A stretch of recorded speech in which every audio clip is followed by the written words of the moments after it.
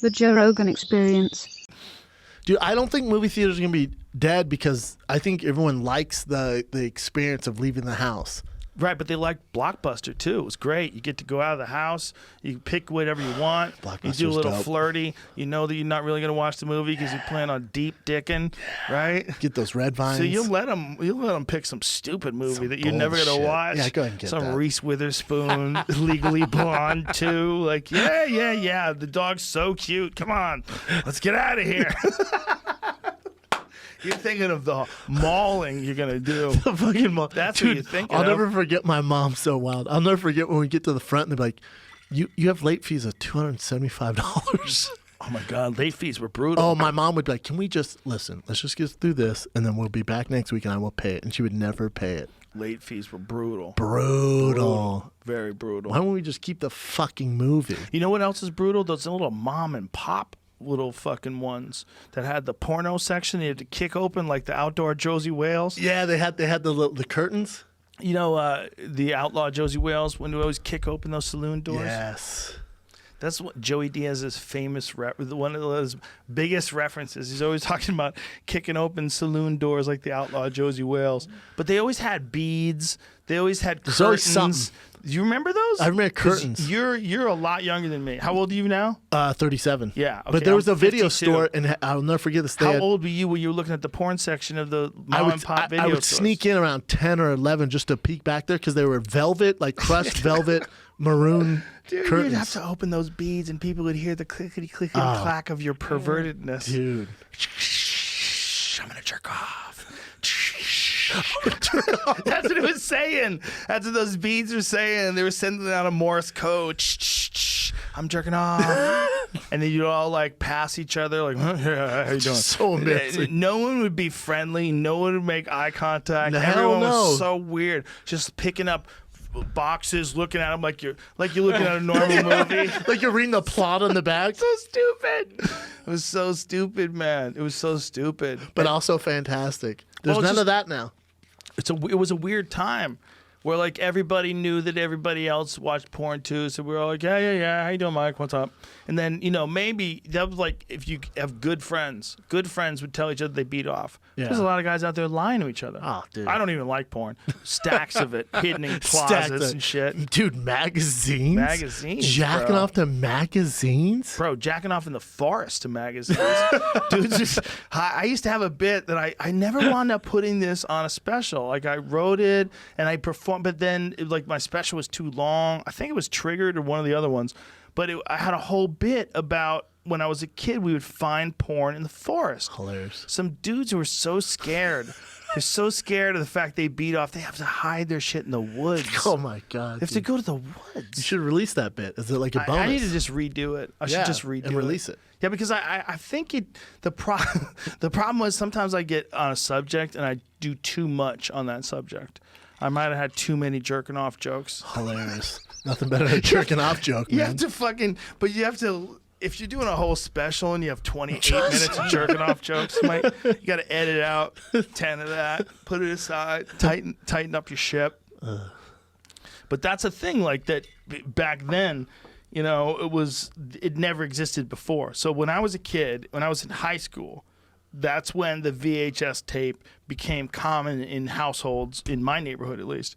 I don't remember what the year was they invented the VHS tape, but I remember the first time I ever saw TV on a thing that you could push into the television and watch it and play it. And then people figured out that this is a good way to watch people fuck.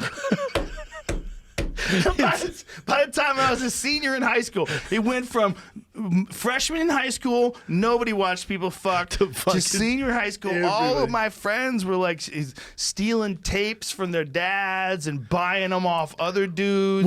Was Faces of Death big when you were? Yes, that was just after high school. Yes. Just after high school, That was big when I was a dudes kid. had Faces of Death, and then there was also shit like Barnyard Betty, where there was this this poor fetal alcohol syndrome baby that grew up to be a fucked up lady who was on drugs, is having sex with all these different barnyard animals, and you're like, oh my God.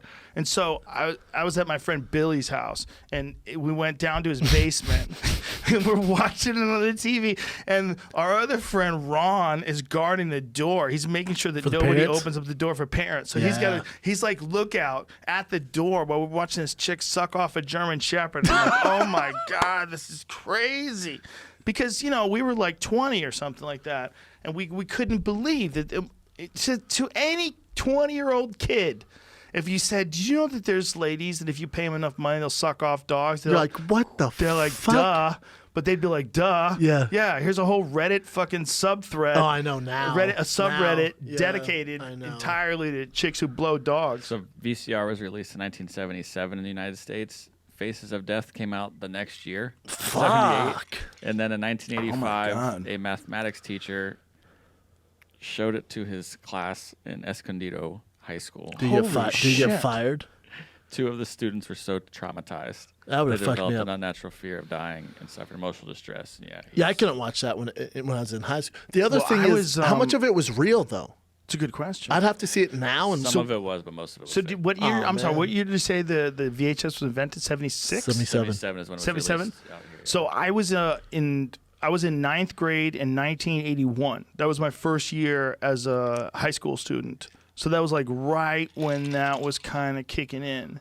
When when it was getting into when a new invention, like a thing that you can play tape and you can watch movies in your house. That shit took a year or two back then. Oh yeah, to spread across the whole circulate? country. Oh yeah. Betamax was the year and a half-ish before it. Because VCR took off in Japan, and this says Betamax came out in 1975. Yeah. Weren't the first What you ones- mean is VHS. Yeah, VHS was inferior to Betamax, but Betamax was a Sony product, and it was only Sony.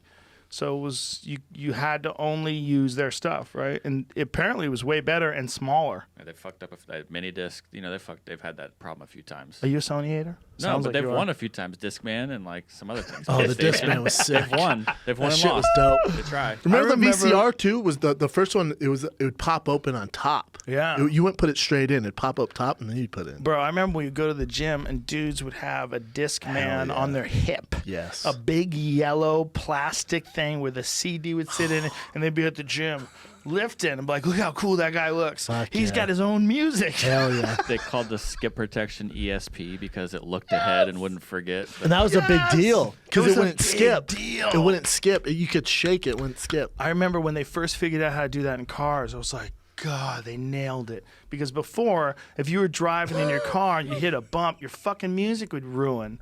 It'd fuck the song up. What a nightmare. It was a nightmare. It was basically you're driving around in a record player.